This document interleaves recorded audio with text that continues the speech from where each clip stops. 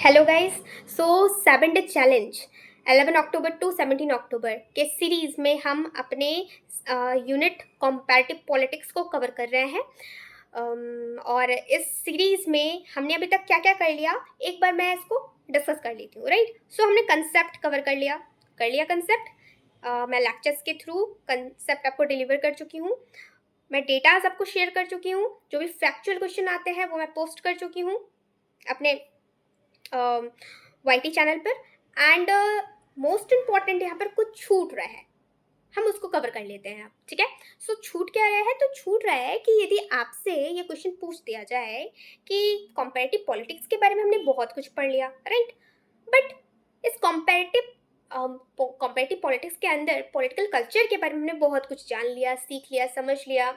सो यदि पूछ दिया जाए या पूछा जाए या एग्जाम्स में कभी हमें क्वेश्चन देखने को मिले कि पॉलिटिकल कल्चर इस वर्ड को, इस टर्म को सबसे पहले किसने यूज करा था, सो इसका आंसर क्या होगा? इसका आंसर होगा आमंड, गैब्रियल आमंड, जो कि हम देख चुके हैं कि सिविक कल्चर भी इन्होंने ही एज अ वर्क दिया है ना।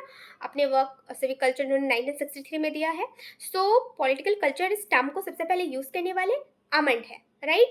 एंड कब इन्होंने यूज किया था, तो ईयर भी इंपॉर्टेंट हो जाता है, 1956। In the year of 1956 he gave the term political culture in his essay।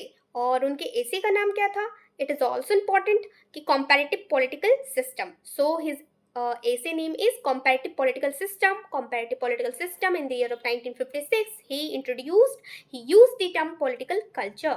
so इस तरह से मैं अपने इस पहले 1 डे चैलेंज 7 डे चैलेंज में से पहले डे के चैलेंज को फिनिश करती हूँ। और जो भी important questions PYQ and practice question जो भी है वो मैं आपके साथ शेयर कर दूंगी। और मोस्ट इम्पॉर्टेंट जो इस टॉपिक के थोड़े से 1 पेज में क्योंकि आप जितना पढ़ लो आपके नोट्स को आपको कंसाइज करना है, राइट। सो मैं अपने नोट्स भी आपके साथ शेयर कर दूंगी।